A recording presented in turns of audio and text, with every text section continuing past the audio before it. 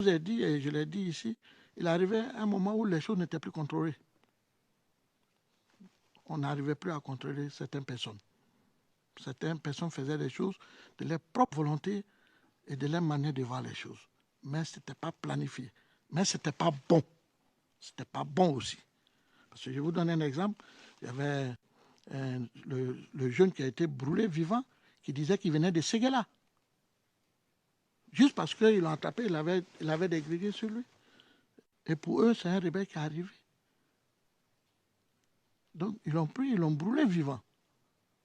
Mais ce n'est pas que c'est la révolution, c'est la révolte de la population à certaines décisions que se sont pensées qu'ils sont.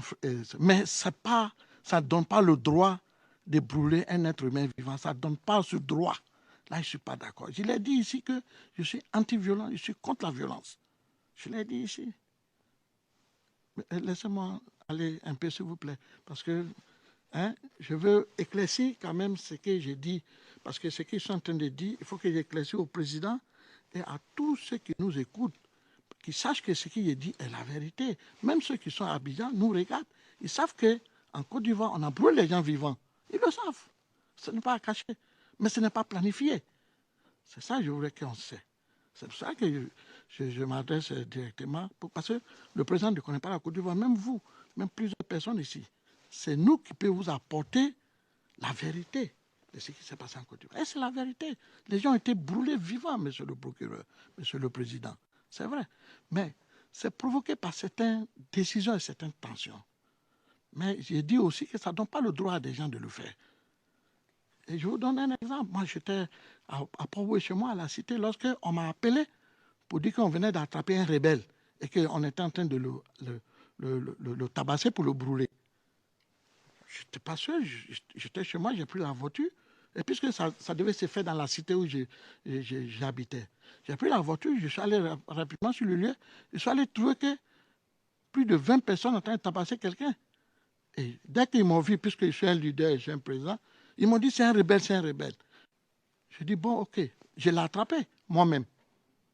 Je lui ai demandé, mais où viens-tu? Il dit je viens de Ferké. Mais j'ai compris qu'il ne comprenait pas ma question. Parce que je n'ai pas dit où il est né, d'où il venait. Mais lui, il a compris ça comme ça. Il me disait qu'il venait de Ferké. Et ils ont dit, voilà, quand je t'ai dit, président, c'est un rebelle. J'ai dit, non, laissez-le s'expliquer. J'ai dit, mais tu fais quoi ici? Il dit, lui, il va à Djamé. Et c'était plus grave quand il a dit ça, parce que où il était, ça n'avait rien à voir avec le chemin d'aller à Djamé. Donc tout de suite, les gens ont pris pour un espion, pour dire qu'il ne connaissait pas la ville, il est perdu. Il est perdu, il ne connaît pas la ville. Donc j'ai looté, je l'ai amené au commissariat la plus proche de la cité, qui était dans le 3e arrondissement. Et je suis arrivé avec lui là-bas, avec 3 personnes. Et le rumeur a coulé qu'il y avait un rebelle qu'on protégeait, qu'on a envoyé là. Et la population est sortie. Ils ont voulu le prendre pour le brûler. Et c'était devenu peut-être un mode à le faire ou à faire peur aux gens. Mais lorsque je suis arrivé avec lui au commissariat, il y a un policier qui l'a reconnu, qui me dit, mais monsieur Sam, tu nous envoies un fou ici? C'est un fou. J'ai dit, comment un fou? Il dit, mais ici, il a l'abattoir. Il n'a pas il n'est pas tout normal. Et il fallait vraiment calmer la population. Il fallait demander pardon. J'ai même donné 10 000 francs aux policiers, après nous, pour qu'ils puissent prendre un taxi et aller le déposer loin, quelque part vers où il sait les choses. Et en même temps aussi, la décision a fait que c'est ce que je disais hier, quand Jacques Chirac a donné la destruction de nos avions à Yamoussoukro, tout ça, ça a révolté les Ivoiriens. Et il y avait une révolte où les gens sont descendus dans les quartiers où vivaient plus les Européens et les étrangers qui venaient des pays européens, des autres.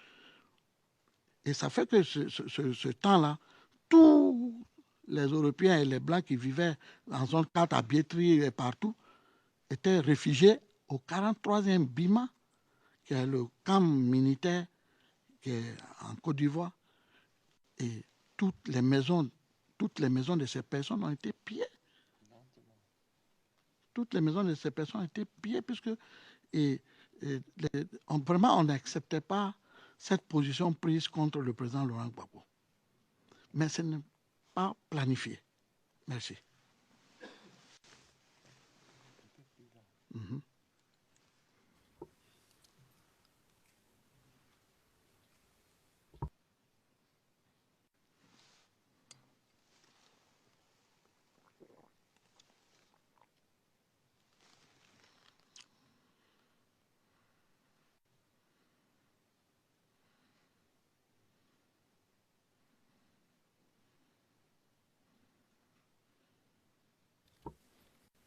Très bien. Vous avez mentionné beaucoup de choses et je vais prendre cette occasion pour demander des questions de précision.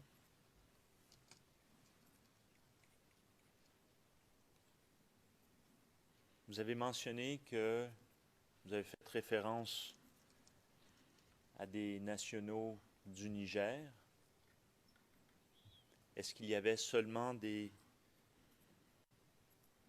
gens du Niger qui faisaient l'objet de cette chasse, comme vous avez mentionné, ou y avait-il des gens aussi de d'autres nationalités qui étaient visés à ce moment-là? Et si oui, pourriez-vous nous indiquer de quel pays venait-il? Merci, monsieur le procureur.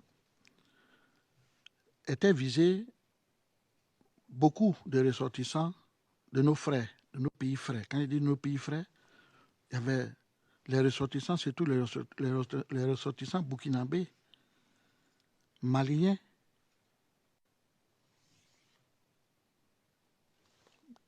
guinéens, si vous voulez. Mais presque tous les ressortissants de la CEDEAO étaient poursuivis.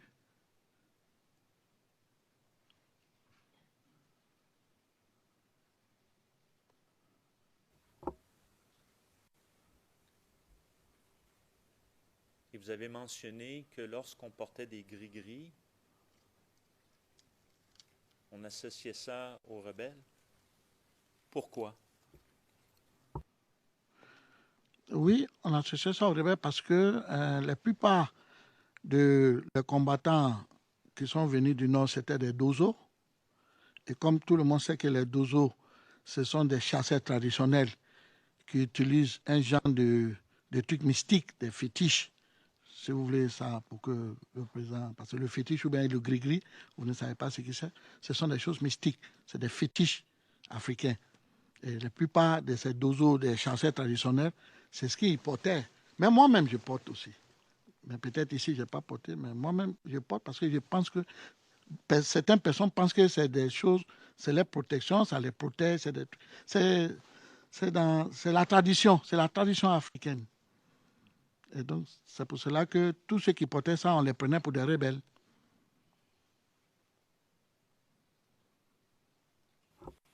Comment on porte les gris-gris ou ces fétiches? Est-ce qu'on les porte et c'est extérieur ou c'est caché? Est-ce qu'on le voit? Parce que vous avez fait référence, vous avez dit moi-même, je porte, et vous avez fait référence à vos bras. J'aimerais savoir, est-ce que c'est extérieur ou c'est caché? Monsieur le procureur, il y a plusieurs façons de porter le fétiche. Ça dépend de quelle sorte de fétiche que tu t'as fait. Il y a d'autres qui le portent ici, il y a d'autres qui portent ici, il y a d'autres qui portent au cou, il y a d'autres qui portent dans les reins, il y a d'autres qui portent sur les habits. Ça dépend du fétiche que tu es parti faire.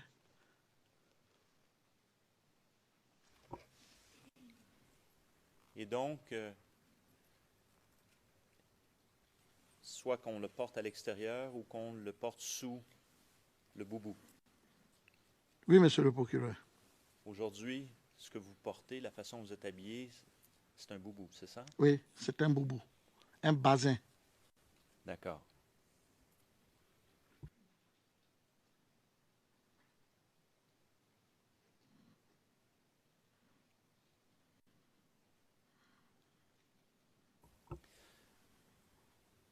Vous avez parlé donc des migrants qui habitaient en Côte d'Ivoire. Maintenant, parlons de citoyens ivoiriens.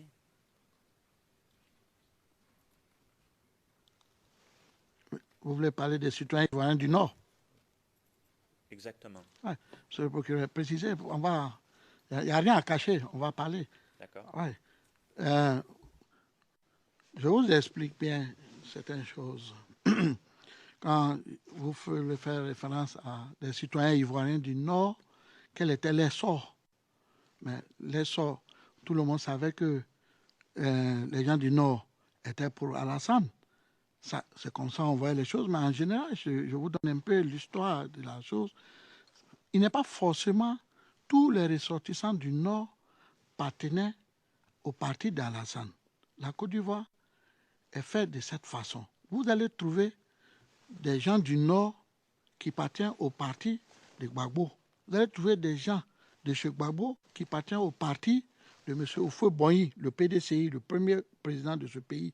Vous allez trouver ou des Wébé, ou des Yacouba, ou de Guéré, qui viennent de la région,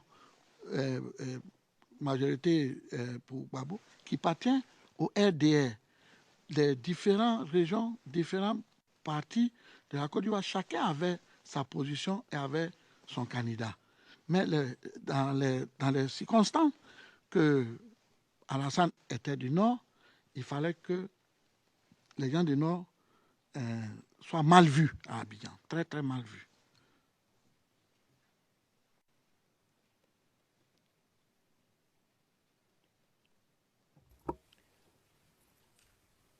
Quel était leur sort à Abidjan s'ils étaient mal vus? Qu'est-ce que vous voulez dire par ça? Que leur arrivait-il? Mais vous savez, vers la fin, quand le combat a commencé, après que les gens ont négocié, ont discuté, ont tout fait, et qu'il y a la solution de la dialogue, la solution de dialoguer, la solution diplomatique n'avait plus sa place. Le gouvernement de M. Alassane, Soro Guillaume l'a confirmé lui-même, le président aujourd'hui, le président de l'Assemblée nationale, que toutes les solutions, même les solutions d'âme, n'étaient pas exclues de déloger le président Gbagbo.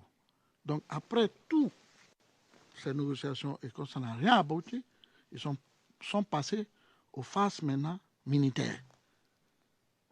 Et c'est là les choses sont devenues vraiment graves. Parce que là, les combats ont commencé et les militaires FSI qui ont été nommés par le président Ouattara ont commencé à prendre le dessus. Par la complicité, il faut qu'on précise, par la complicité des tout-puissants, ce qu'on appelle la communauté internationale, qui soutenait le candidat qui était leur candidat et que c'est lui qui avait gagné et que c'est lui qu'on devait installer. Quel que soit le prix que ça allait coûter à la Côte d'Ivoire, quel que soit le prix que ça allait coûter aux Ivoiriens, c'est ce qui devait se faire. Et donc, c'est ce qui s'est fait. Et des gens ont commencé à prendre les villes.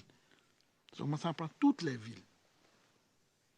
Moi-même, paix à son âme, le ministre Tagro qui a été tué, quand les choses ont commencé à arriver et qu'il y avait les différentes attaques dans les quartiers, on attaquait les quartiers où il y avait les gens du Nord, où les gens du Nord attaquaient les quartiers où il y avait les gens qui étaient pour Gbagbo, la guerre civile a commencé à se présenter.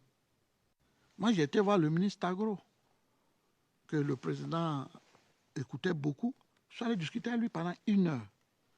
D'abord, je suis allé discuter avec lui d'abord pour lui dire, puisque moi, je savais comment est-ce que les choses se préparaient au Nord et comment les choses vont venir.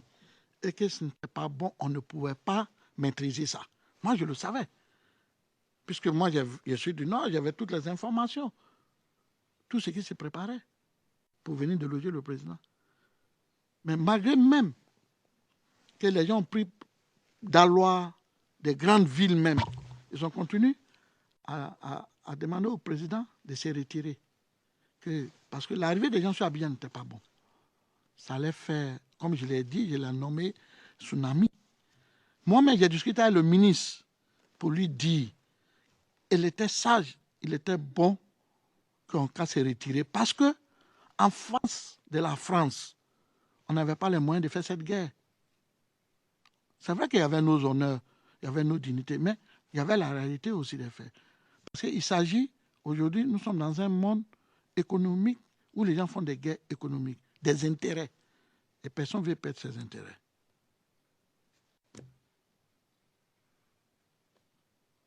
Merci, M. le procureur.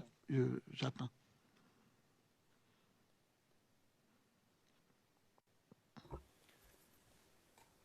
Comme je l'ai dit au tout début, il pourrait arriver des moments où je vais montrer ma main, comme on fait avec d'autres témoins, parce que vous dites beaucoup de choses sur lesquelles on veut se concentrer. Et puis on essaie aussi d'avoir une certaine chronologie dans le temps et dans l'espace pour qu'on s'y retrouve, surtout la Chambre, qui n'a pas nécessairement les mêmes connaissances que vous ou que les partis peuvent savoir.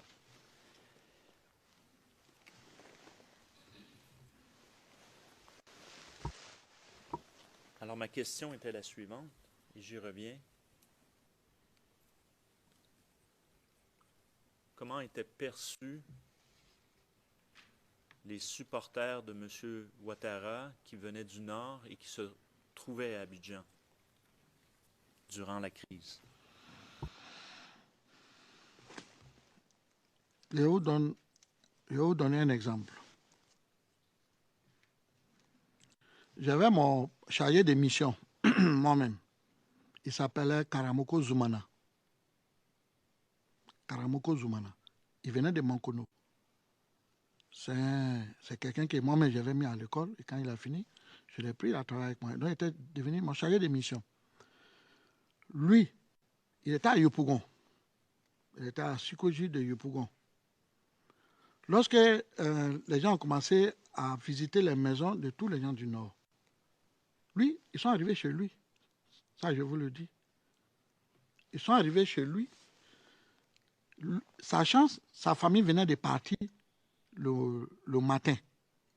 Ils avaient quitté la ville d'Abidjan parce que tous les gens du Nord quittaient la ville d'Abidjan à cause des menaces et ce qui devait arriver. Puisque eux-mêmes savaient que l'arrivée même de FSC sur Abidjan, ça n'allait pas être trop bon. Donc, les gens du Nord ont commencé à quitter. Ils avaient l'information que Abidjan devait être attaqué. Et lui, sa chance, mon chargé de mission, il avait porté mon tricot où il y avait ma photo, il y avait mon nom. Lorsque les gens sont arrivés chez lui, ils l'ont trouvé, il avait le tricot. La première personne lui a demandé, mais tu connais ce monsieur? Parce que les gens ont reconnu. Et dans son salon, ils ont vu ma photo chez lui. Il a dit, oui, c'est mon patron, je suis son chargé de mission. Tu as eu la chance. Mais sors d'ici et pas d'ici. Pas d'ici. Sinon, après nous, s'il y a un autre groupe qui vient, ils vont t'assassiner. Il est parti et ils ont vidé toute sa maison. Et c'est comme ça que ça s'est passé. C'est un exemple que je t'ai donné et que tu peux prendre ça sur 1000 exemples.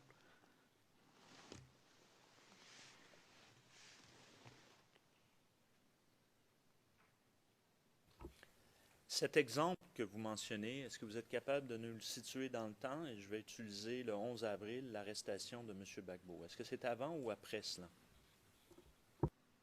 Non, c'était juste après ça. C'était une semaine. À ce moment-là, comme je vous ai dit, il n'y avait plus rien qui était contrôlé. Les gens étaient déjà au bord d'Abidjan. Donc c'était dans cette période. On était déjà en guerre, monsieur le procureur.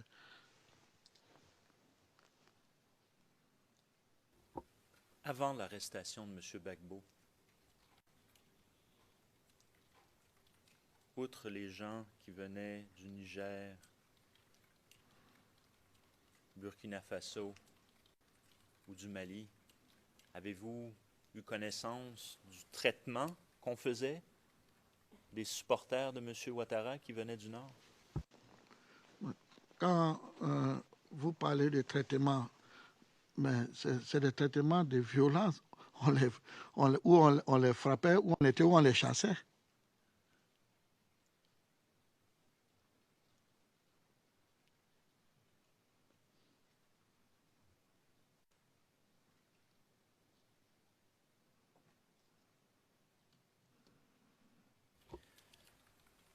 Vous avez fait référence à un incident à Port-Bouët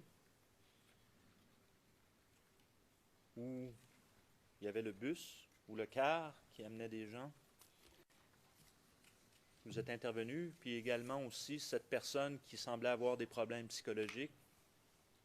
Vous êtes intervenu. Et vous avez fait référence aux personnes, aux assaillants. Vous avez dit les jeunes. Qu'est-ce que vous voulez dire par cela, les jeunes? C'était qui? Mais les jeunes du quartier, les jeunes les Ivoiriens qui vivaient là, c'est de ces jeunes que j'étais. Vous voulez que j'utilise le mot les jeunes patriotes, parce que peut-être à ce temps, tous les jeunes étaient devenus patriotes. Donc si ça, c'est le mot que vous voulez que j'utilise, je peux vous dire oui, des jeunes patriotes, parce que tout le monde, on était tous des patriotes. Donc, si ce mot-là, c'est bien pour que ça vous plaît ou que je vous le dise, je peux vous dire. Puis c'est toutes les jeunes, tout le monde était devenu patriote pour défendre les patries.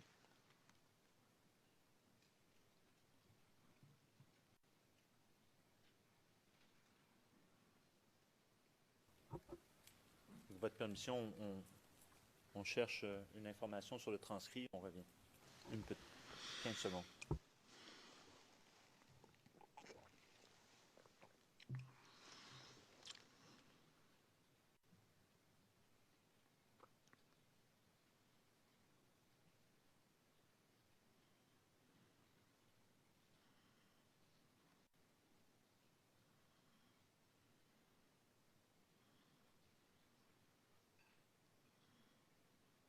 Très bien. Alors, je vais juste continuer.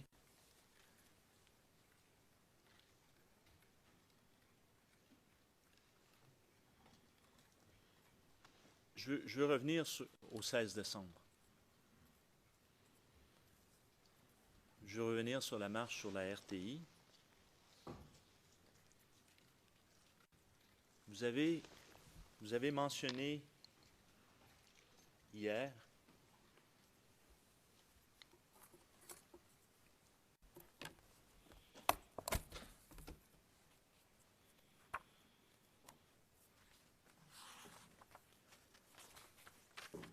vous avez fait référence hier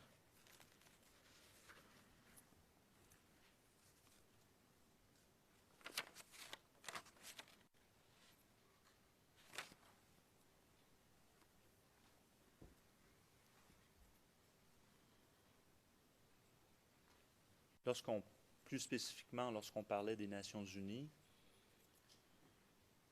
et je cite le transcrit numéro 26, donc du 8 mars, à la page 67, ligne 19, nous expliquer la perception des M. Gbagbo, des pro-Gbagbo,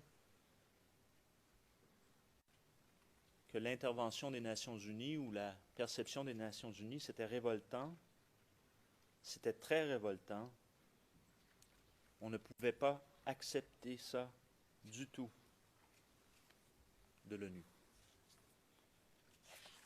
Et également, alors donc, ça c'est au moment de la certification.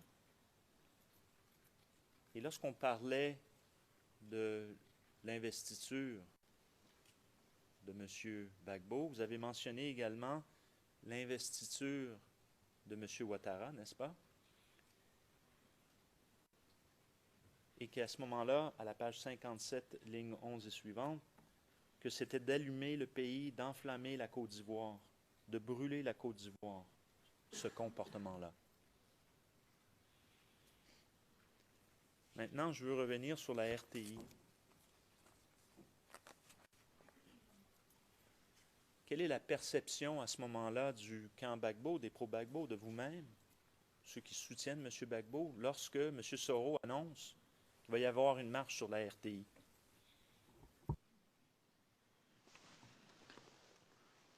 Il fallait empêcher qu'il y ait la marche sur la RTI. Il fallait l'empêcher. Et les jeunes se sont mobilisés pour faire des barricades et des barrages partout, puisque les gens venaient d'un peu partout pour venir à la RTI.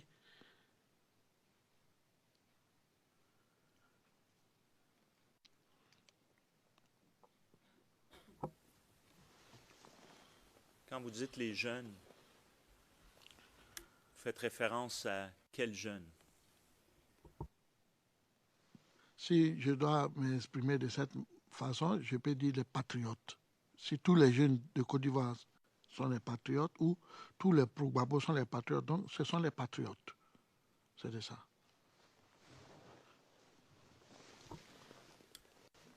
Comment faisait-il cela? Des barrages. Mais ils barraient les rues en plusieurs positions. Par exemple, s'il bat là-bas, à 10 mètres, il bat ici.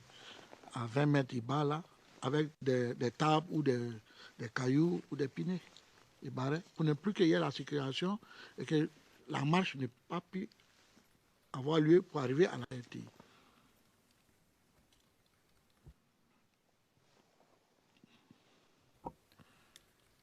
Comment sont-ils habillés, ces jeunes?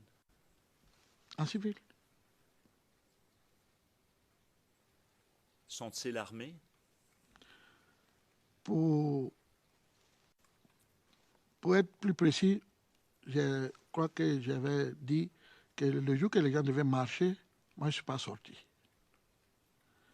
Si les gens étaient armés ou pas, mais il y avait aussi la police, il y avait aussi, je crois, la gendarmerie qui protégeait l'arrivée des marcheurs à la RTI.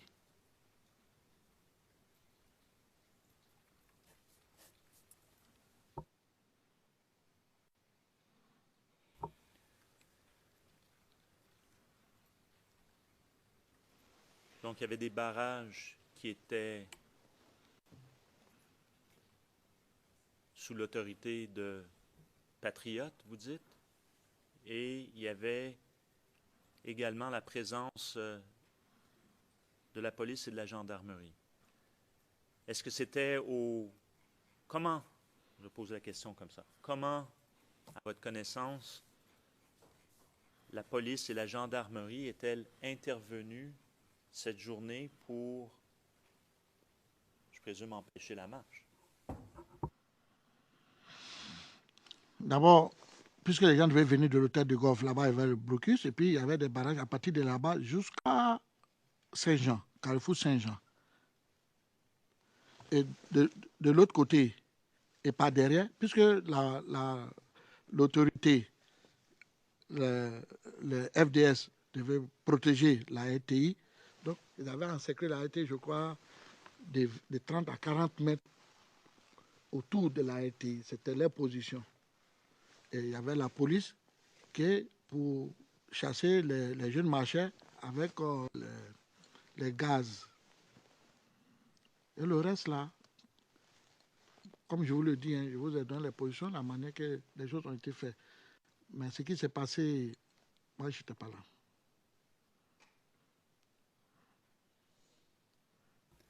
Donc, quand vous dites les gaz, vous faites référence aux gaz lacrymogènes, c'est bien ça? Oui, monsieur le procureur.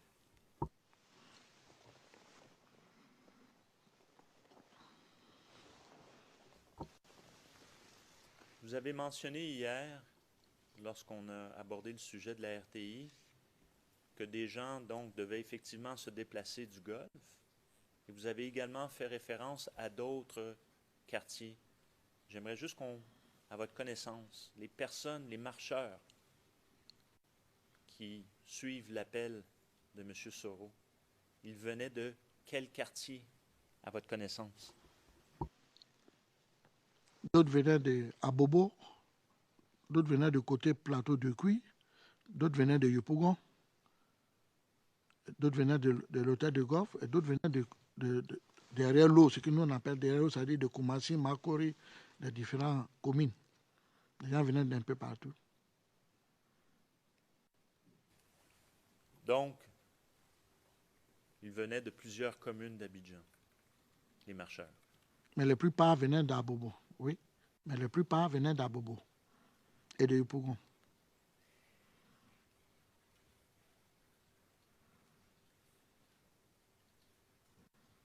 J'aimerais comprendre maintenant la question des barrages des jeunes et les positions des FDS.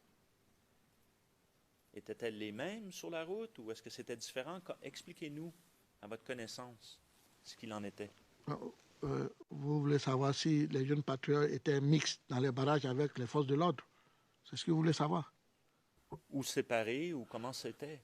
C'était séparé. Vous me permettez? Monsieur le procureur, vous me permettez? Ok. C'était séparé. Il y avait ce qu'on appelle les FDS. Leur rôle, c'était de protéger la télévision. Puisque M. Soro avait ordonné d'aller installer le directeur par force, il s'est adressé à ses militaires. Il y avait M. Ouattara même qui était là, qui a lui-même tenu un propos pour dire, vous avez compris, on a reçu des ordres de notre chef, de notre président. Donc, il n'y a plus de temps d'amusement. Et il a dit aussi qu'aujourd'hui, ils sont la force républicaine de Côte d'Ivoire et que nous sommes devenus les rebelles. Ça, il a dit. Donc, il fallait maintenant prendre des précautions. Et c'est des précautions que les jeunes patriotes prenaient. Et les FDS aussi protégeaient la RTI pour ne pas que la RTI soit prise. Parce que c'est important dans un régime. La maison de la télévision nationale est importante dans un régime. Donc, c'est comme ça, les choses ont commencé. Et quand les jeunes venaient de côté à Bobo, du plateau de Cuit, tout ça, c'est là les gens ont commencé à tirer.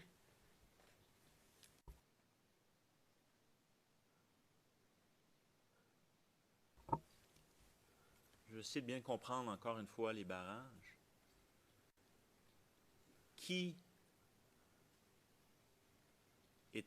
était devant pour protéger la RTI? La première position pour protéger la RTI, c'était le FDS. Et après le FDS, il a commencé à avoir plusieurs barrages civils pour empêcher les manifestants de pro-Alassane d'arriver. Donc, il fallait d'abord atteindre les barrages civils avant de venir au sein de la RTI, où il y avait les FDS. Comment se sont organisés ces barrages de jeunes patriotes? Comment est-ce que, à votre connaissance, comment ça s'est organisé au juste? Vous savez qu'on était arrivé à un stade, on n'avait plus besoin de lancer des mots d'ordre. On n'avait plus besoin de lancer des mots d'ordre. Chacun avait un rôle à jouer et chacun savait ce qu'il devait jouer. Il devait protéger son pays, il devait protéger le régime qui était là. Donc, on n'avait plus besoin de lancer des mots d'ordre ou des choses. Si les gens savaient, les patriotes étaient déjà prêts tout le temps. Ils sont toujours prêts pour défendre leur patrie. Donc, si les gens savaient qu'aujourd'hui, M. Ouattara, le président M. Ouattara a lancé un mot d'ordre pour demander à ses supporters de descendre dans la rue, tout de suite, les jeunes patriotes sont déjà organisés sans que même on lance un mot d'ordre. Ils connaissent ce qu'ils devaient faire. C'est de protéger. Si on savait que les gens devaient marcher pour venir prendre la télévision nationale du pays, il fallait la protéger. Ils savaient comment il faut la protéger, monsieur le procureur. C'est des barrages qu'ils ont faits pour empêcher les manifestants à arriver. Et vous savez que les barrages comme ça, ou des barrages civils, et que les manifestants qui sont en train de venir, c'est des civils, vous savez que c'est un affrontement. C'est un affrontement qui est né, qui est créé. Et il y a eu des affrontements, il y a eu des morts.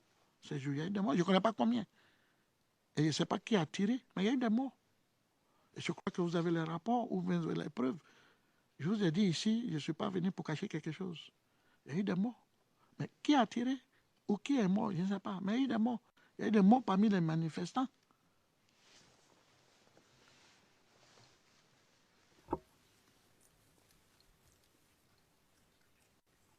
C'est quoi ça, des mots d'ordre?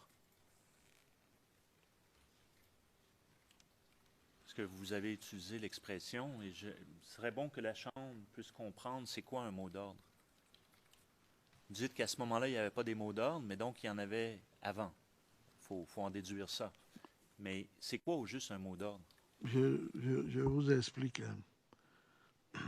Quand je parle de mots d'ordre, ça veut dire que le responsable des leaders que nous sommes, nous donnons des mots d'ordre à nos supporters ou à nos sympathisants ou à nos groupes. Bon, écoutez, demain, il y a telle chose qui vous doit avoir lieu, donc vous faites un barrage ici, vous faites ça, c'est ça les mots d'ordre qu'on donne. Mais on arrivait à un stade, on n'avait plus besoin de ça. Chacun avait position de défendre son pays. Donc, on n'avait plus besoin de dire à chacun, va faire ça. Tout le monde savait quelles sont la façon où il faut procéder pour défendre ou pour empêcher les gens de venir par la télévision.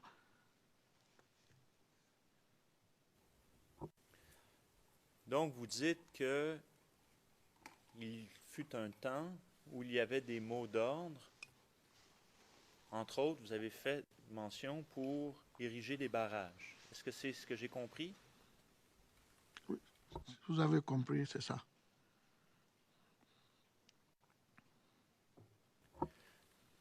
Décrivez-nous comment ça se faisait, ça, ces mots d'ordre pour ériger des barrages. Donnez-nous un exemple. Moi, je vous donne un exemple. On apprend que l'armée française veut prendre l'aéroport.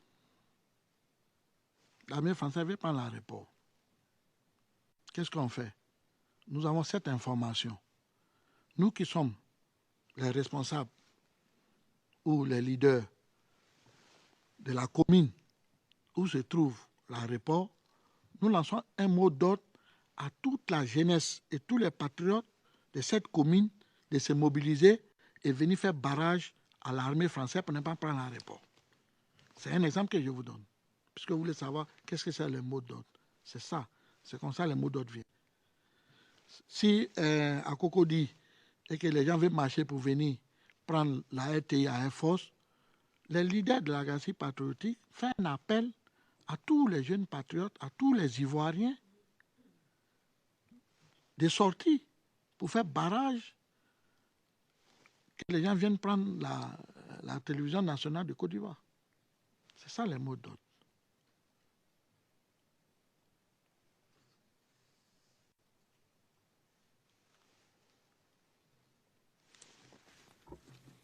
Ça marche. Je reviens à ce que j'ai dit précédemment.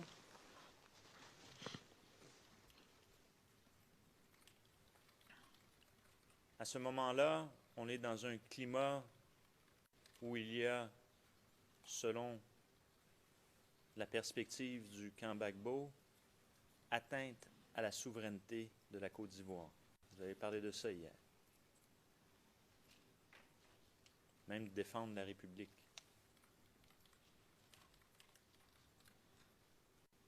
À votre connaissance, suite aux résultats des élections, y a-t-il eu des appels de la galaxie patriotique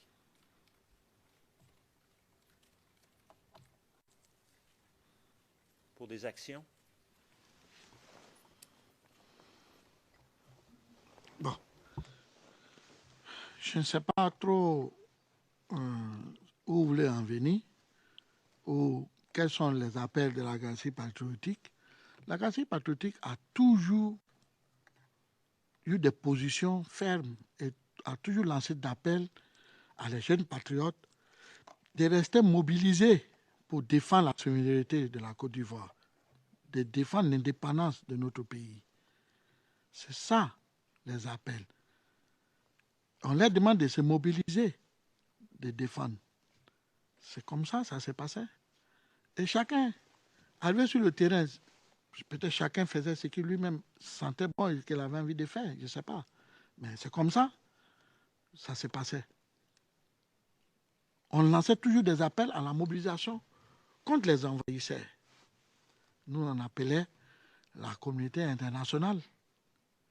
Et l'ONU, c'est des envahisseurs. Qui au sein de la galaxie faisait ces appels? Faisait les appels de choses. Mais les responsables de la galaxie patriotique, vous voulez faire, Blé pouvait faire les appels pour demander la mobilisation de toutes les jeunes patriotes, et chacun de nous lançait des appels à leurs saints, à leurs militants, à leurs supporters, dans les communes, dans les différents quartiers, que le président Blé a lancé un appel de mobilisation. Et les gens se mettent à se mobiliser. Quand vous dites Blé, vous dites M. Blé Goudé, oui. C'est de lui il s'agit.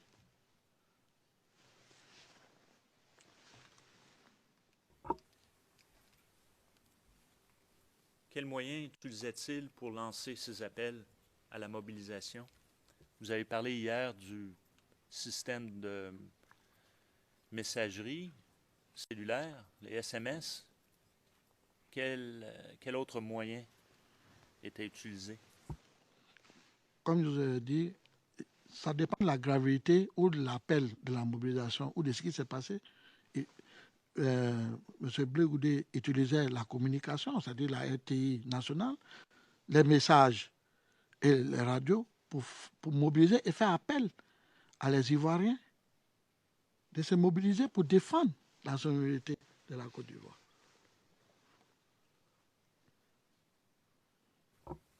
Est-ce qu'il y avait d'autres leaders qui également faisaient des appels à votre connaissance?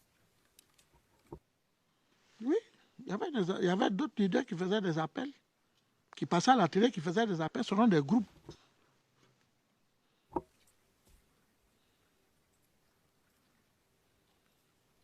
Et quand vous dites qu'il passait à la télé, vous faites toujours référence à la RTI? Oui, à la RTI, Radio-Télévision Nationale.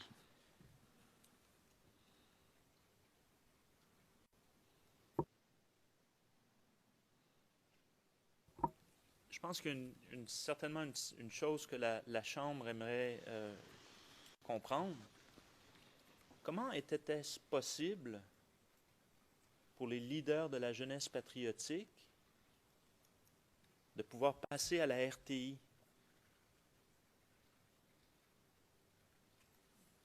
Expliquez-nous. Mais la RTI, c'est la télévision nationale de la Côte d'Ivoire. Et si un leader de la galaxie patriotique a un message où il y a un problème et qu'on doit lancer les messages, mais ils vont à la RTI. Le directeur de la RTI leur permet de passer des informations. C'est comme ça que ça s'est passé. Et est-ce que si on est un représentant de M. Ouattara, est-ce qu'on peut juste aller à la RTI et passer un message aussi? Est-ce que c'est possible? Non, ce n'est pas possible. Et puis ça dépend. On était déjà en guerre. Hein. Dans cette période-là, tu vas venir passer quel message? Ce n'est pas possible. Pourquoi ce n'est pas possible de passer un message de mobilisation? C'est la télé nationale. Elle appartient à tous. Merci, monsieur le procureur, de l'avoir dit. Mais je vais vous dire une chose. Aujourd'hui, la Côte d'Ivoire est gérée par M. Alassane Ouattara. Moi, en plusieurs reprises, aujourd'hui, je vous parle, j'ai invité la télévision à venir assister à des conférences de presse et à des meetings. Ils sont arrivés, ils ont filmé, mais ça n'a jamais passé. Pourquoi? Donc, c'est pour te dire, je ne sais pas. Pourquoi ils ne m'ont jamais passé? Je comprends ce que vous dites, mais pourriez-vous l'exprimer en mots pour que la Chambre puisse comprendre à ce moment-là, lorsqu'on est au mois de décembre, janvier, février, mars, avril, pourquoi est-ce qu'un représentant du clan Ouattara ne peut pas passer à la RTI? Oui, j'explique. Il ne pourrait pas passer à la RTI parce que Et il était du clan d'Alassane et qu'il n'avait rien à venir dire là, à la RTI. Il ne pouvait pas passer. Non, il n'avait pas accès à la RTI. Et c'est pourquoi que, plus tard, ils ont trouvé une autre solution pour créer eux-mêmes leur télévision et bombarder la RTI nationale pour que la RTI nationale n'ait plus rien aux Ivoiriens de supprimer carrément. Et ils ont eu maintenant eux-mêmes les RTI, ils ont commencé à publier tout ce qu'eux-mêmes pouvaient publier.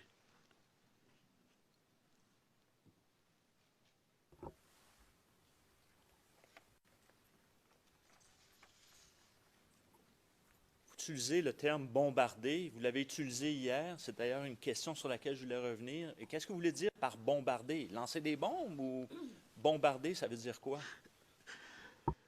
C'est effectivement, monsieur le procureur, j'ai remarqué que dans la cour ici, les mots, les petits, vous les précisions. Oui, bombarder par des armes lourdes. Bombarder par des armes lourdes pour interrompre que la RTI puisse émettre encore des émissions. Et à ce moment-là, est-ce qu'on est au début de la crise ou on est à la fin de la crise, quand vous dites bombarder? On était au milieu de la crise, c'est-à-dire après les élections et jusqu'à la fin, on était au milieu de ces périodes-là. On y reviendra. OK.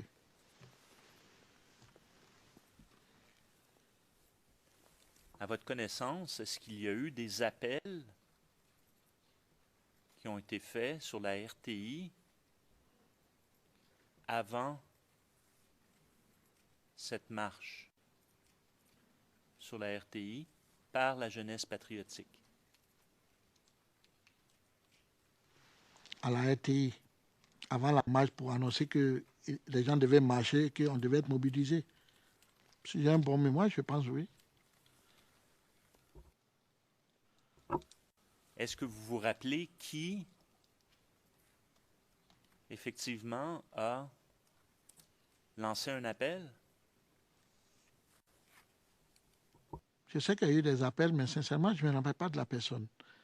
Il y a des documents, mais je ne me rappelle pas. Sinon, je sais très bien qu'il y a eu des appels, je crois bien.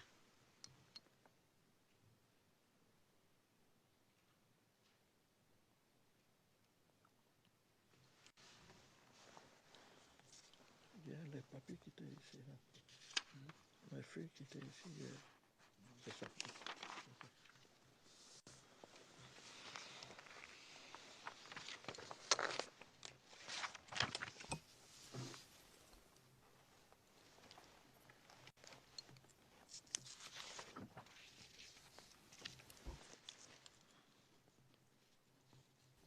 J'aimerais revenir sur cette rencontre à laquelle on a fait référence hier. Vous avez fait référence hier. La rencontre à l'hôtel de ville, à Cocody, avant la marche. Vous avez dit que c'est une rencontre des leaders. Vous avez dit que vous ne saviez pas combien de temps avant. Vous rappelez-vous qui était présent à cette rencontre? Parmi les leaders de la galaxie, dont on sait qu'il y a beaucoup d'organisations. Hein? N'est-ce pas? Déclaration antérieure, vous avez déjà dit plus de 300. Donc, je veux savoir, il y avait combien de leaders environ et qui étaient-ils les principaux? D'accord. Il y avait le président Blé, il y avait Navigué, il y avait Mia Augustin, du secrétaire général de FESI, et puis il y avait les différentes personnes. Il y avait Youssouf Fofana, il y avait Zéguin Touré, il y avait moi-même.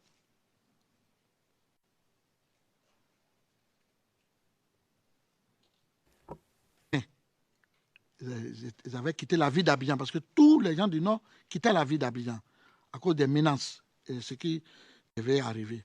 Puisque eux-mêmes savaient que l'arrivée même de FSC sur Abidjan, ça n'allait pas être trop bon. Donc, des gens du Nord ont commencé à quitter. Ils avaient l'information que Abidjan devait être attaqué.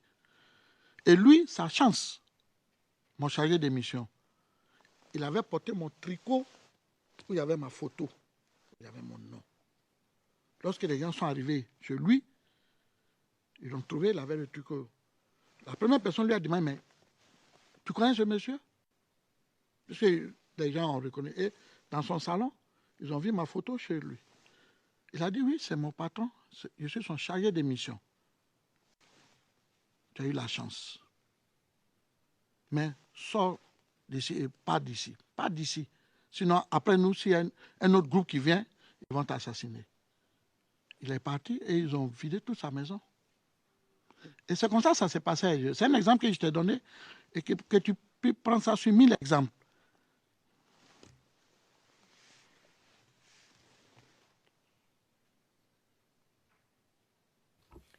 Cet exemple que vous mentionnez, est-ce que vous êtes capable de nous le situer dans le temps? Et je vais utiliser le 11 avril, l'arrestation de M. Gbagbo. Est-ce que c'est avant ou après cela? Non, c'était juste après ça. C'était une semaine. À ce moment-là, comme je vous ai dit, il n'y avait plus rien qui était contrôlé. Les gens étaient déjà au bord d'Abidjan. Donc c'était dans cette période. On était déjà en guerre, monsieur le procureur.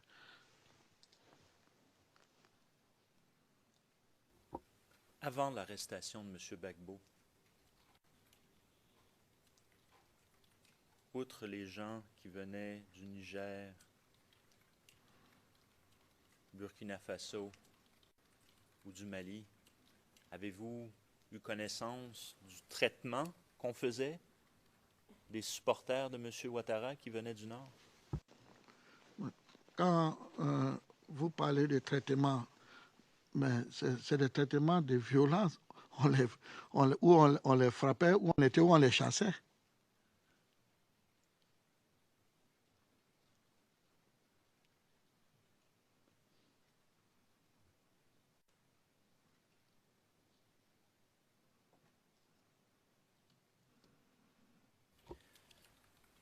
Vous avez fait référence à un incident à Port-Bouët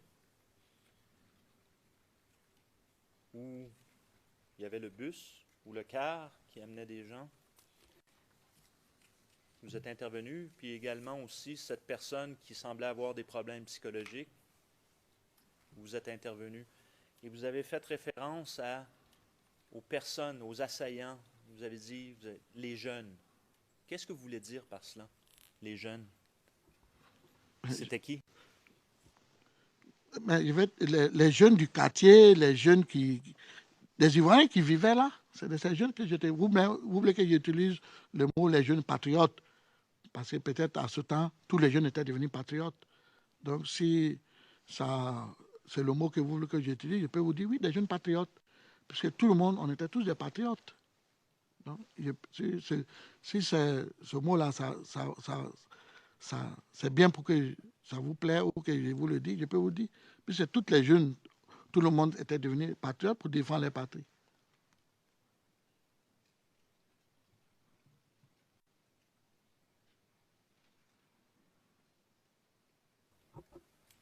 Avec votre permission, on cherche une information sur le transcrit. On revient.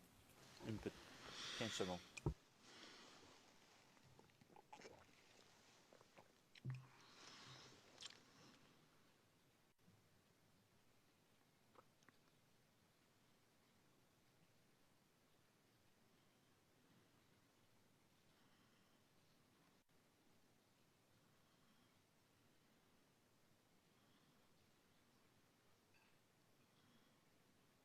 Très bien, alors je vais juste continuer.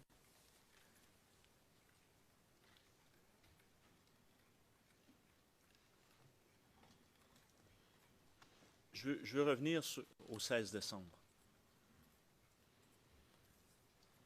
Je veux revenir sur la marche sur la RTI. Vous avez mentionné hier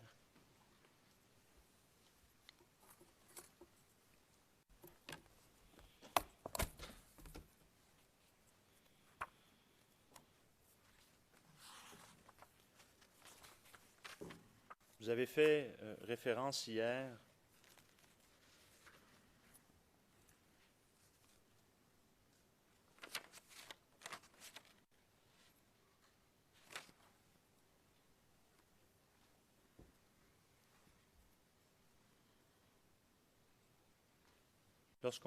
Plus spécifiquement, lorsqu'on parlait des Nations unies, et je cite le transcrit numéro 26, donc du 8 mars, à la page 67,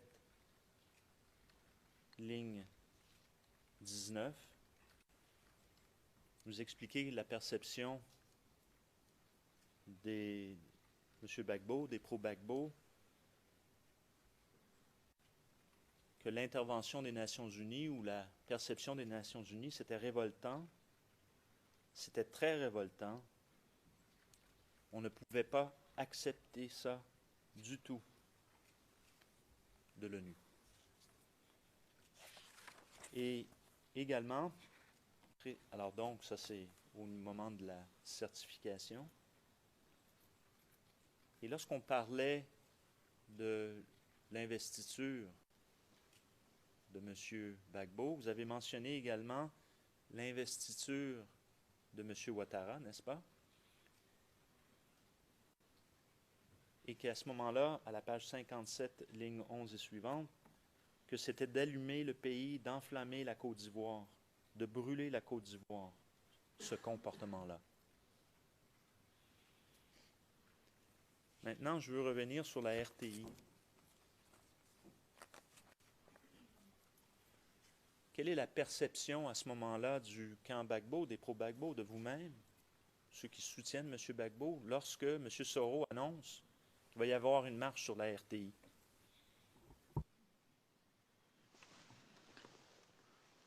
Il fallait empêcher qu'il y ait la marche sur la RTI. Il fallait l'empêcher. Et les jeunes se sont mobilisés pour faire des barricades et des barrages partout, puisque les gens venaient d'un peu partout pour venir à la RTI.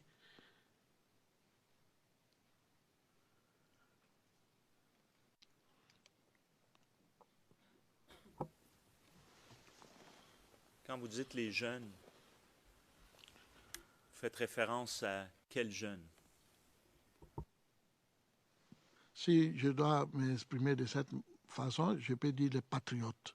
Si tous les jeunes de Côte d'Ivoire sont les patriotes ou tous les pro-Gbagbo sont les patriotes, donc ce sont les patriotes.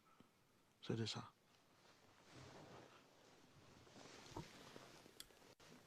Comment faisait-il cela? Des barrages? Mais ils barraient les rues en plusieurs positions. Par exemple, s'il bat là-bas, à 10 mètres, il bat ici. À 20 mètres, il bat là, avec des tables ou des cailloux ou des pinets. Il barrait pour ne plus qu'il y ait la circulation et que la marche n'ait pas pu avoir lieu pour arriver à la RTI. Est-ce qu'on le voit? Parce que vous avez fait référence, vous avez dit moi-même, je porte, et vous avez fait référence à vos bras. J'aimerais savoir, est-ce que c'est extérieur ou c'est caché? Monsieur le procureur, il y a plusieurs façons de porter le fétiche. Ça dépend de quelle sorte de fétiche que tu t'as fait. Il y a d'autres qui le portent ici, il y a d'autres qui portent ici, il y a d'autres qui portent au cou, il y a d'autres qui portent dans les reins, il y a d'autres qui portent sur les habits. Ça dépend du fétiche que tu es parti faire.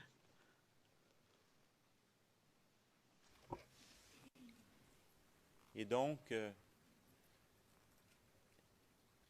soit qu'on le porte à l'extérieur ou qu'on le porte sous le boubou. Oui, monsieur le procureur. Aujourd'hui, ce que vous portez, la façon dont vous êtes habillé, c'est un boubou, c'est ça? Oui, c'est un boubou, un basin. D'accord.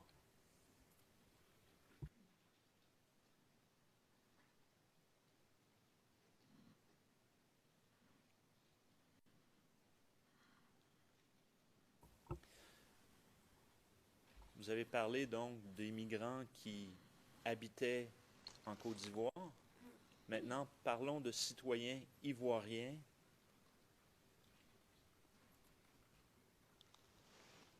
Vous voulez parler des citoyens ivoiriens du Nord? Exactement. Oui, monsieur le procureur, précisez, il n'y a rien à cacher, on va parler. D'accord. Ouais. Je vous explique bien certaines choses. quand vous faites référence à des citoyens ivoiriens du Nord, quel était l'essor. Mais l'essor, tout le monde savait que les gens du Nord étaient pour Alassane. C'est comme ça on voyait les choses, mais en général, je vous donne un peu l'histoire de la chose. Il n'est pas forcément tous les ressortissants du Nord appartenaient au parti d'Alassane. La Côte d'Ivoire est faite de cette façon. Vous allez trouver des gens du Nord qui appartiennent au parti de Gbagbo. Vous allez trouver des gens de chez Gbagbo qui appartiennent au parti de M. Houphouët-Boigny, le PDCI, le premier président de ce pays. Vous allez trouver ou des Wébé, ou des Yacouba, ou de Guéré, qui viennent de la région, majorité pour Gbagbo, qui appartiennent au RDR. Les différentes régions, différents partis de la Côte d'Ivoire, chacun avait sa position et avait son candidat. Mais dans les circonstances que Alassane était du Nord, il fallait que les gens du Nord soient mal vus à Abidjan, très très mal vus.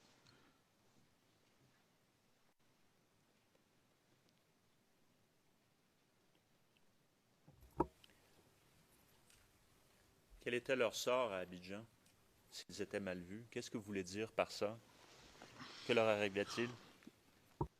Mais vous savez, vers la fin, quand le combat a commencé, quand après que les gens ont négocié, ont discuté, ont tout fait, et qu'il y a la solution de la solution de dialoguer, la solution diplomatique n'avait plus sa place. Le gouvernement de M. Alassane, Soro Guillaume l'a confirmé lui-même, le président, aujourd'hui le président de l'Assemblée nationale, que toutes les solutions, même les solutions d'âme, n'étaient pas exclues de déloger le président Gbagbo. Donc après toutes ces négociations et que ça n'a rien abouti, ils sont passés aux phases maintenant militaires. Et c'est là les choses sont devenues vraiment graves. Parce que là, les combats ont commencé et les militaires FSI qui ont été nommés par le président Ouattara ont commencé à prendre le dessus. Par la complicité, il faut qu'on précise, par la complicité des tout-puissants, ce qu'on appelle la communauté internationale, qui soutenait le candidat qui était leur candidat et que c'est lui qui avait gagné et que c'est lui qu'on devait installer. Quel que soit le prix que ça allait coûter à la Côte d'Ivoire, quel que soit le prix que ça allait coûter aux Ivoiriens, c'est ce qui devait se faire. Et donc, c'est ce qui s'est fait. Et des gens ont commencé à prendre les villes. Ils ont commencé à prendre toutes les villes. Moi-même, paix à son âme, le ministre Agro qui a été tué, quand les choses ont commencé à arriver et qu'il y avait les différentes attaques dans les quartiers, on attaquait les quartiers où il y avait les gens du Nord, où les gens du Nord attaquaient les quartiers où il y avait les gens qui étaient pour Gbagbo, la guerre civile a commencé à se présenter. Moi, j'ai été voir le ministre Agro, que le président écoutait beaucoup. Je suis allé discuter avec lui pendant 1 heure. D'abord, je suis allé discuter avec lui pour lui dire, puisque moi, je savais comment est-ce que les choses se préparaient au Nord et comment les choses vont venir. Et que ce n'était pas bon, on ne pouvait pas maîtriser ça. Moi, je le savais. Puisque moi, je suis du Nord, j'avais toutes les informations. Tout ce qui se préparait pour venir déloger le président. Mais malgré même que les gens ont pris d'Alois, des grandes villes même, ils ont continué à demander au président de se retirer. Parce que l'arrivée des gens sur Abidjan n'était pas bon. Ça allait faire, comme je l'ai dit, je l'ai nommé tsunami. Moi-même, j'ai discuté avec le ministre pour lui dire, il était sage, il était bon qu'on se retirer. Parce que en face de la France, on n'avait pas les moyens de faire cette guerre. C'est vrai qu'il y avait nos honneurs, il y avait nos dignités, mais il y avait la réalité aussi des faits. Parce qu'il s'agit, aujourd'hui, nous sommes dans un monde économique où les gens font des guerres économiques, des intérêts. Et personne ne veut perdre ses intérêts.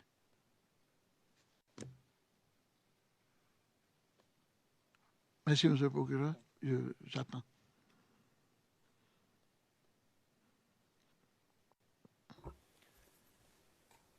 Comme je l'ai dit au tout début, il pourrait arriver des moments où je vais montrer ma main, comme on fait avec d'autres témoins, parce que vous dites beaucoup de choses sur lesquelles on veut se concentrer. Et puis on essaie aussi d'avoir une certaine chronologie dans le temps et dans l'espace pour qu'on s'y retrouve, surtout la Chambre, qui n'a pas nécessairement les mêmes connaissances que vous ou que les partis puissent avoir.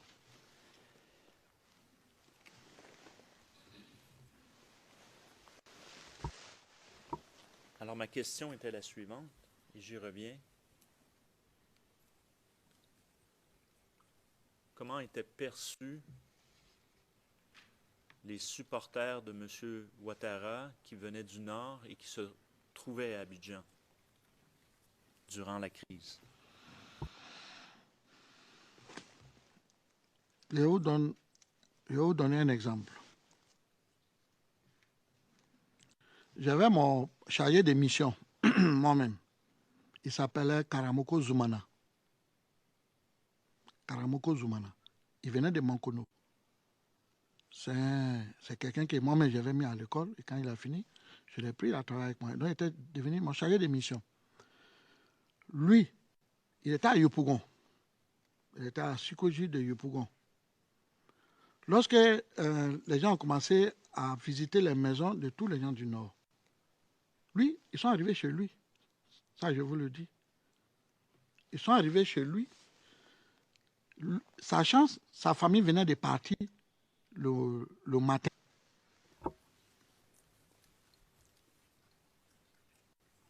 C'est quoi ça, des mots d'ordre?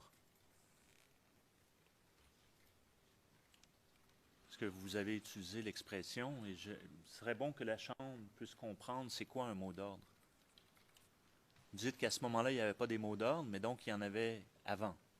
Il faut en déduire ça. Mais c'est quoi au juste un mot d'ordre? Je vous explique.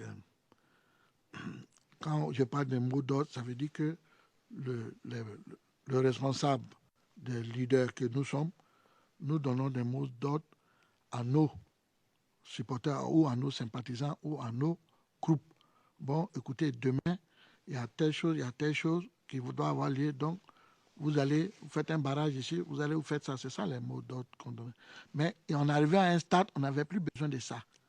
Chacun avait position de défendre son pays.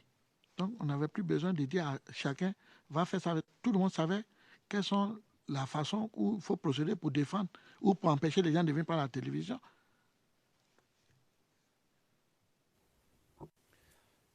Donc, vous dites que il fut un temps où il y avait des mots d'ordre.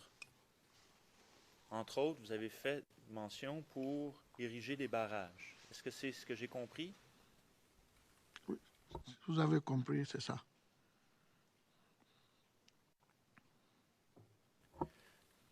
Décrivez-nous comment ça se faisait, ça, ces mots d'ordre pour ériger des barrages. Donnez-nous un exemple. Moi, je vous donne un exemple. On apprend que l'armée française veut prendre l'aéroport.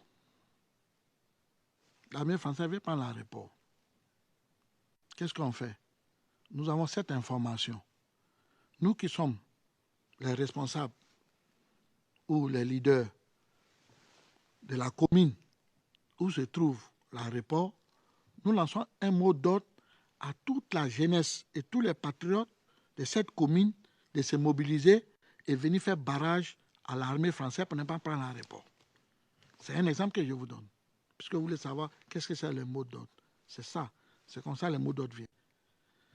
Si à Cocody et que les gens veulent marcher pour venir prendre la RTI à Air Force, les leaders de la galaxie patriotique font un appel à tous les jeunes patriotes, à tous les Ivoiriens, de sortir pour faire barrage, que les gens viennent prendre la télévision nationale de Côte d'Ivoire. C'est ça les mots d'ordre.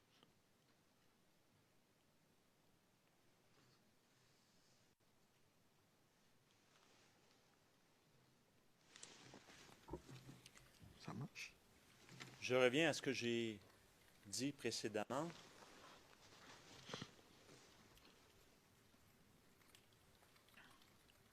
À ce moment-là, on est dans un climat où il y a, selon la perspective du camp Gbagbo, atteinte à la souveraineté de la Côte d'Ivoire.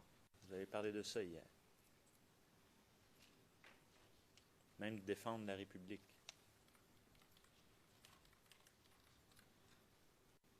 À votre connaissance, suite aux résultats des élections, y a-t-il eu des appels de la galaxie patriotique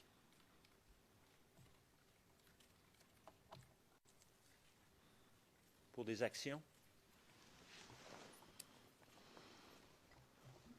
Bon. Je ne sais pas trop où vous voulez en venir, ou quels sont les appels de la galaxie patriotique. La galaxie patriotique a toujours eu des positions fermes et a toujours lancé d'appels à les jeunes patriotes de rester mobilisés pour défendre la souveraineté de la Côte d'Ivoire, de défendre l'indépendance de notre pays. C'est ça, les appels. On leur demande de se mobiliser, de défendre. C'est comme ça s'est passé. Et chacun, arrivé sur le terrain, peut-être chacun faisait ce qu'il lui-même sentait bon et qu'il avait envie de faire, je ne sais pas. Mais c'est comme ça s'est passé. On lançait toujours des appels à la mobilisation contre les envahisseurs. Nous, on appelait la communauté internationale. Et l'ONU, c'est des envahisseurs. Qui au sein de la galaxie faisait ces appels? Faisait les appels de choses. Mais les responsables de la galaxie patriotique, vous pouvez faire les appels pour demander à la mobilisation de toutes les jeunes patriotes, et chacun de nous lançait des appels à leurs saints, à leurs militants, à leurs supporters, dans les communes, dans les différents quartiers, que le président Blé a lancé un appel de mobilisation, et les gens se mettent à se mobiliser. Quand vous dites Blé, vous dites M. Blé Goudé, oui. C'est de lui il s'agit.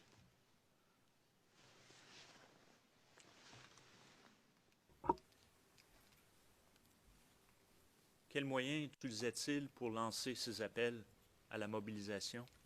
Vous avez parlé hier du système de messagerie cellulaire, les SMS. Quel autre moyen était utilisé? Comme je vous ai dit, ça dépend de la gravité ou de l'appel de la mobilisation ou de ce qui s'est passé.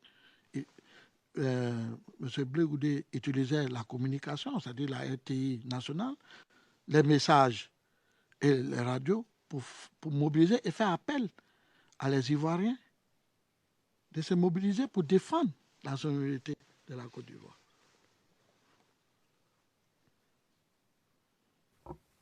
Est-ce qu'il y avait d'autres leaders qui également faisaient des appels à votre connaissance?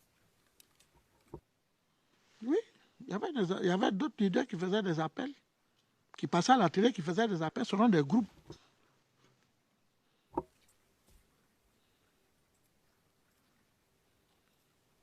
Et quand vous dites qu'il passait à la télé, vous faites toujours référence à la RTI? Oui, à la RTI, Radio-Télévision Nationale.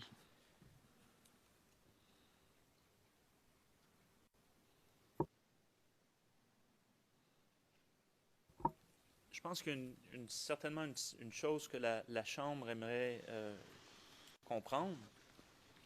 Comment était-ce possible pour les leaders de la jeunesse patriotique de pouvoir passer à la RTI?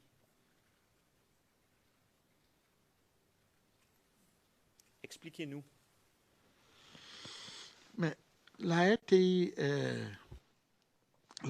c'est la RTI, c'est la télévision nationale de la Côte d'Ivoire. Et si un leader de la Galaxie patriotique a un message où il y a un problème et qu'on doit lancer les messages, mais ils vont à la RTI. Le directeur de la RTI doit permettre de passer des informations. C'est comme ça que ça s'est passé. Et est-ce que si on est un représentant de M. Ouattara, est-ce qu'on peut juste aller à la RTI et passer un message aussi? Est-ce que c'est possible? Non, ce n'est pas possible. Et puis ça dépend. On était déjà en guerre. Hein. Dans cette période-là, je vous ai dit, et je l'ai dit ici, il arrivait un moment où les choses n'étaient plus contrôlées. On n'arrivait plus à contrôler certaines personnes. Certaines personnes faisaient des choses de leur propre volonté et de leur manière de voir les choses.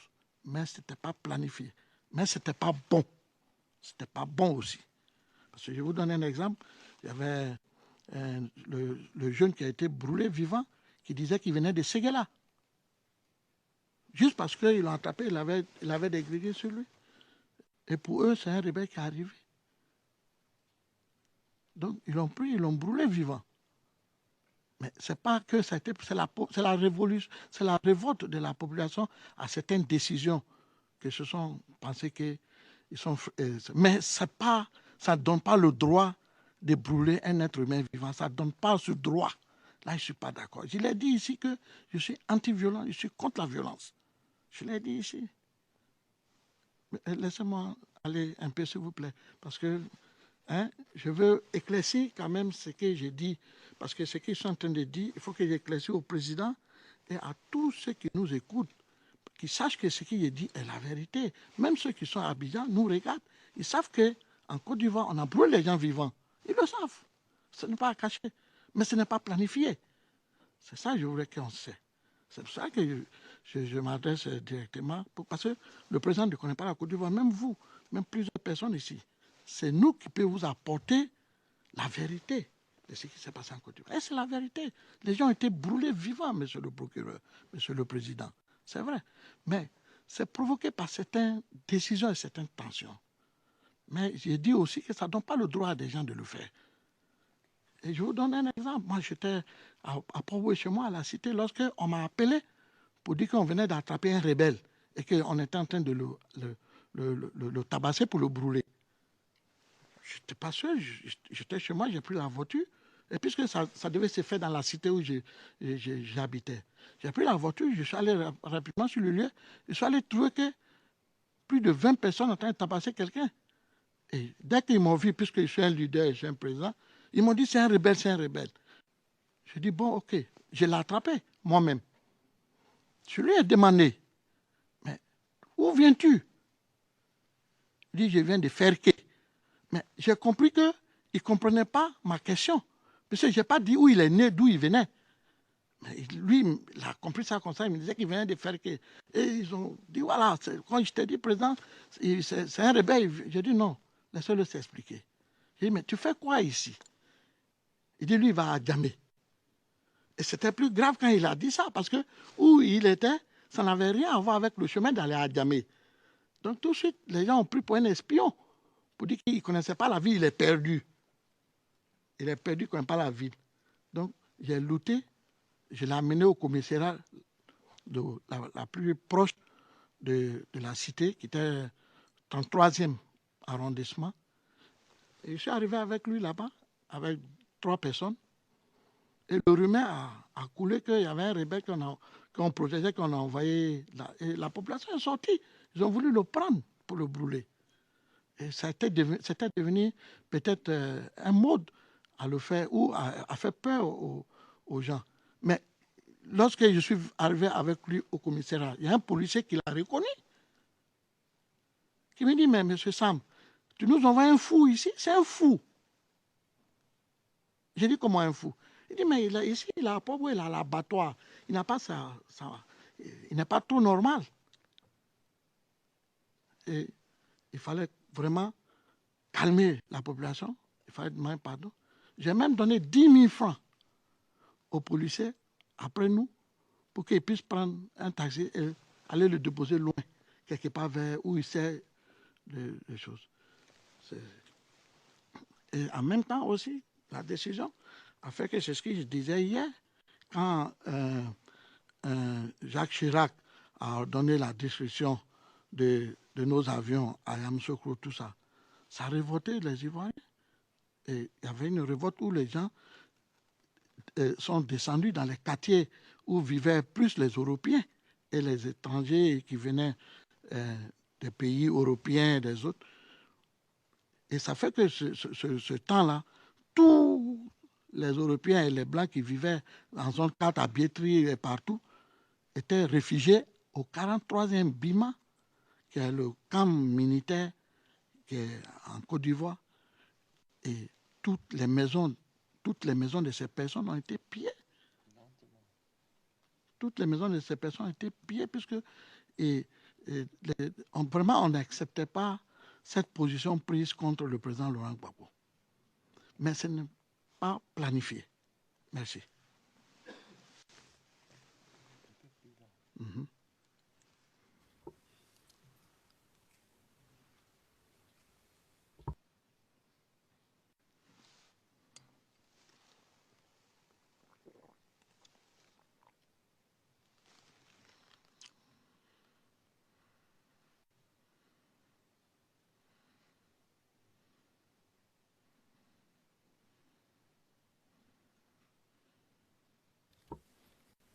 Très bien. Vous avez mentionné beaucoup de choses. Et je vais prendre cette occasion pour demander des questions de précision.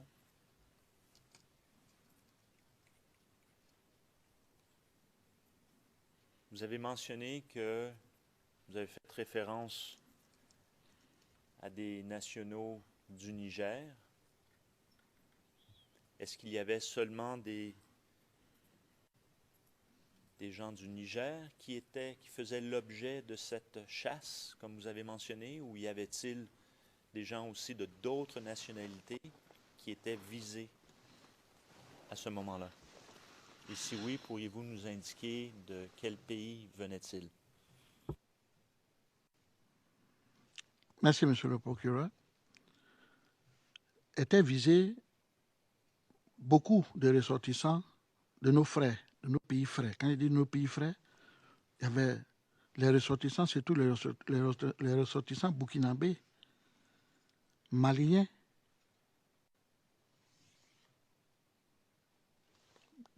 guinéens, si vous voulez. Mais presque tous les ressortissants de la CEDEAO étaient poursuivis.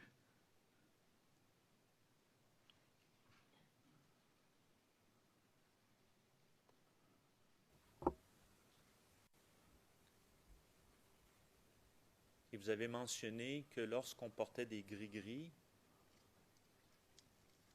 on associait ça aux rebelles.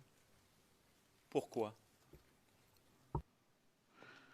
Oui, on associait ça aux rebelles parce que la plupart des combattants qui sont venus du Nord, c'était des dozos.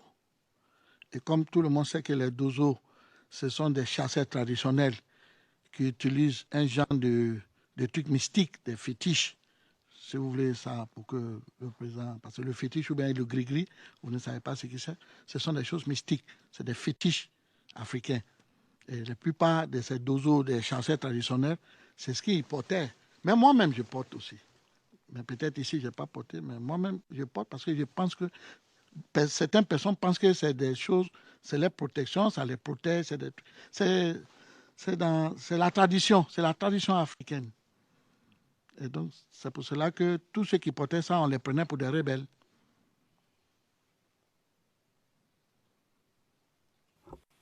Comment on porte les gris-gris ou ces fétiches? Est-ce qu'on les porte et c'est extérieur ou c'est caché? Comment sont-ils habillés, ces jeunes? En civil. Sont-ils armés? Pour être plus précis, je crois que j'avais dit que le jour que les gens devaient marcher, moi, je ne suis pas sorti. si les gens étaient armés ou pas, mais il y avait aussi la police, il y avait aussi, je crois, la gendarmerie qui protégeait l'arrivée des marcheurs à la RTI.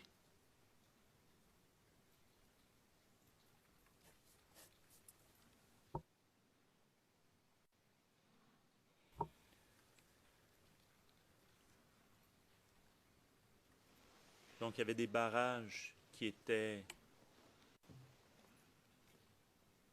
sous l'autorité de patriotes, vous dites, et il y avait également la présence de la police et de la gendarmerie. Est-ce que c'était au... Comment, je pose la question comme ça, comment, à votre connaissance, la police et la gendarmerie est-elle intervenue cette journée pour, je présume, empêcher la marche? D'abord, puisque les gens devaient venir de l'hôtel de golf, là-bas, il y avait le blocus, et puis il y avait des barrages à partir de là-bas jusqu'à Saint-Jean, Carrefour Saint-Jean.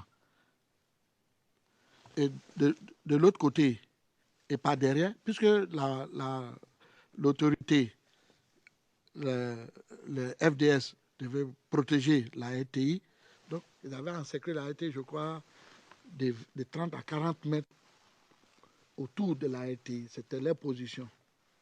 Et il y avait la police qui, pour chasser les jeunes marcheurs avec les gaz.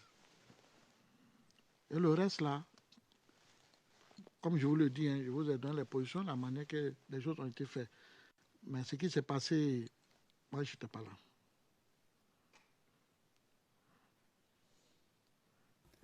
Donc, quand vous dites les gaz, vous faites référence aux gaz lacrymogènes, c'est bien ça? Oui, monsieur le procureur.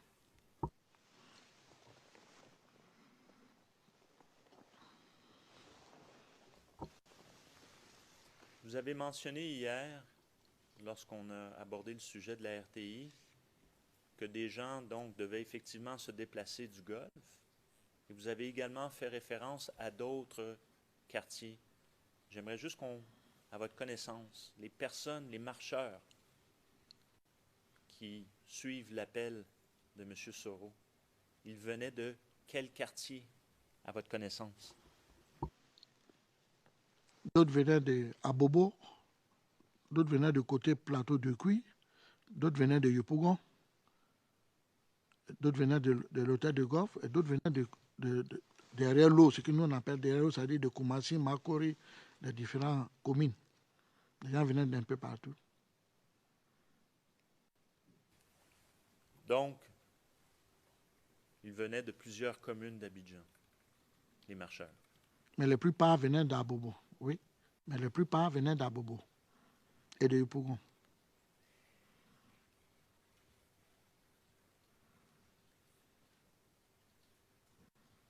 J'aimerais comprendre maintenant la question des barrages des jeunes et les positions des FDS.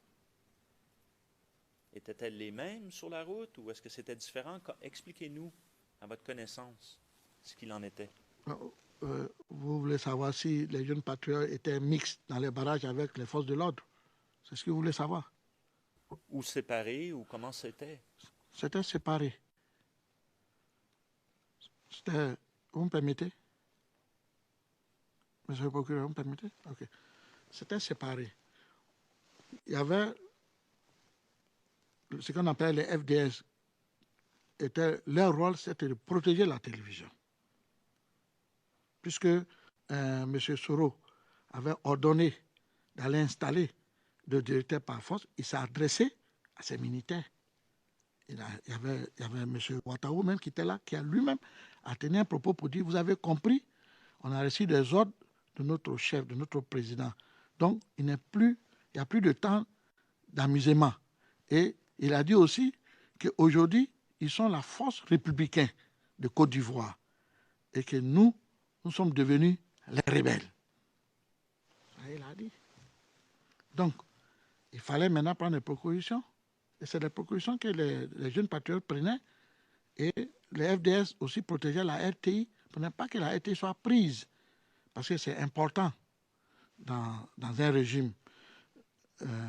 La maison de la télévision nationale est importante dans un régime.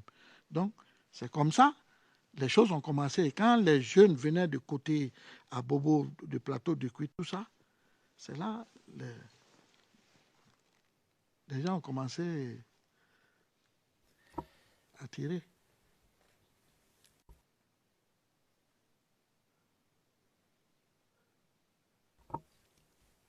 Je vais essayer de bien comprendre encore une fois les barrages.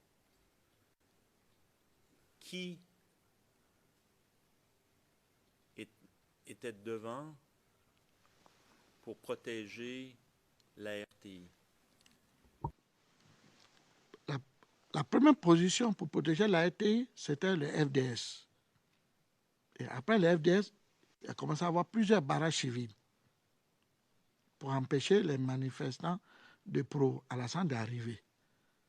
Donc, il fallait d'abord atteindre les barrages civils avant de venir au sein de la RTI, où il y avait les FDS. Comment se sont organisés ces barrages de jeunes patriotes? Comment est-ce que, à votre connaissance, comment ça s'est organisé au juste? Vous savez qu'on était arrivé à un stade, on n'avait plus besoin de lancer des mots d'ordre. On n'avait plus besoin de lancer des mots d'ordre. Chacun avait un rôle à jouer. Et chacun savait ce qu'il devait jouer. Il devait protéger son pays, il devait protéger le régime qui était là. Donc, on n'avait plus besoin de lancer des mots d'ordre ou des choses. Si les gens savaient, les patriotes étaient déjà prêts tout le temps. Ils sont toujours prêts pour défendre leur patrie. Donc, si les gens savaient qu'aujourd'hui, M. Ouattara, le président M. Ouattara a lancé un mot d'ordre pour demander à ses supporters de descendre dans la rue, tout de suite, les jeunes patriotes sont déjà organisés sans que même on lance un mot d'ordre. Ils connaissent ce qu'ils devaient faire. C'est de protéger. Si on savait que les gens devaient marcher pour venir prendre la télévision nationale du pays, il fallait la protéger. Ils savaient comment il faut la protéger, monsieur le procureur.